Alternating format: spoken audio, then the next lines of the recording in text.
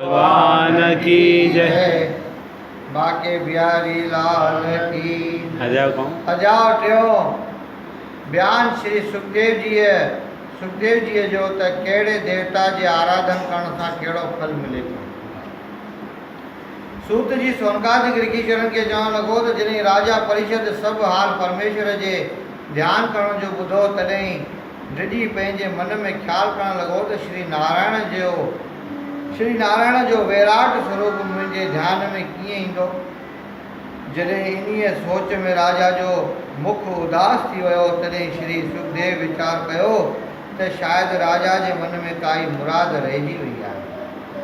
इहो वीचार करे श्री सुखदेव चयो त हे राजा, जेको पंहिंजो सत वधाइण घुरे सो ब्रह्मा जी जी पूजा करे ऐं बलवान थियणु घुरे सो राजा इंद्र जी, ऐं जो प्रजा चङी थियण जी इच्छा रखे सो दक्ष प्रजापति जी, ऐं धन जी इच्छा रखे सो देवीअ जी, ऐं जो पंहिंजे रूप जो तेज वधाइण घुरे सो अग्निअ जी, ऐं जो अनाज ऐं हाथी घोड़े आदिक जी इच्छा रखे सो अठनि वसु देवताउनि जी, ऐं जो पंहिंजे बदन में शक्ति वधीक थियण जी ख़्वाहिश करे सो रुद्र गण जी, ऐं जेको सोभ्या ज्यादा थियण घुरे सो गंधर्वनि जी, ऐं जो रूपवंती स्त्री चाहे सो उर्वशी अप्सरा जी, ऐं जो जीव जस मिलण जी इच्छा रखे सो भगवान जी, ऐं जे विद्या घुरे सो महादेव जी। हो शंकर भगवान की जय। जो विद्या घुरे सो महादेव जी, ऐं जो पंहिंजे कुटुंब जो वाधारो घुरे सो पितरनि जी, ऐं जंहिंखे राजगदीअ जी ख़्वाहिश हुजे सो मनुअ जी, ऐं जो दुश्मन खे नाश करणु घुरे सो नृत राक्षस जी, ऐं जो बदन में बिरज वधाइण जी इच्छा रखे सो चंद्रमा जी, ऐं जो उमिरि जो वाधारो घुरे सो अश्वनी कुमार जी, ऐं जा स्त्री सुंदर पतीअ जी चाहना करे सा पार्वतीअ जी, पर कंहिंखे कंहिं ॻाल्हि जी घुर्ज न हुजे सो श्री नारायण जी जय। बोल श्री नारायण भगवान की जय। पर कंहिंखे कंहिं ॻाल्हि जी घुर्ज न हुजे सो श्री नारायण जी, जंहिंजो वृतांत मथे थी चुको आहे। हे राजन कृष्ण का नारायण नारायण गंधर्व। हे राजन नारायण का माला चीव पाणी।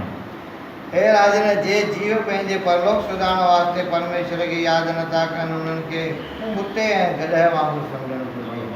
जीअं सूर गिलाजत खाईंदो आहे तीअं शराब पीअण वारे जीव खे सम्झणु घुरिजे।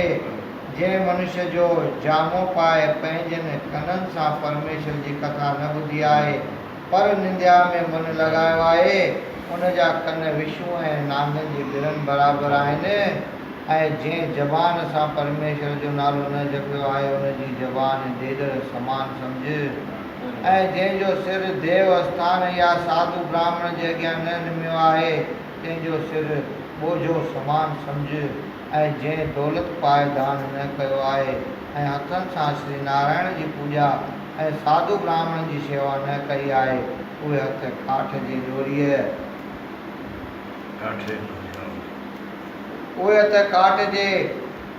डोरीअ समान आहिनि। ऐं जो पेरनि सां पंधु करे तीर्थ यात्रा ऐं देवताउनि जे मंदर ऐं साधु ब्राह्मणनि जे दर्शन लाइ न वियो आहे तंहिंजा पेर दरख़्त जे टारियुनि समान आहिनि। ऐं जंहिं अखियुनि सां ज़ाहिर या ध्यान में परमेश्वर जो दर्शन न कयो आहे उन जे अखियुनि खे मोर जे खंभनि जहिड़ो ॼाण। ऐं जो मनुष्य प्रेम सां परमेश्वर जी तुलसी पितरनि ऐं पुष्पनि सां पूॼा करे थो सो धन्य आहे। ऐं जंहिं साधुनि ब्राह्मणनि जे चरणनि जी धूड़ पंहिंजे सिर ते श्रद्धा ऐं प्रेम सां न चाढ़ी आहे सो मुर्दे जे लोथ समान आहे।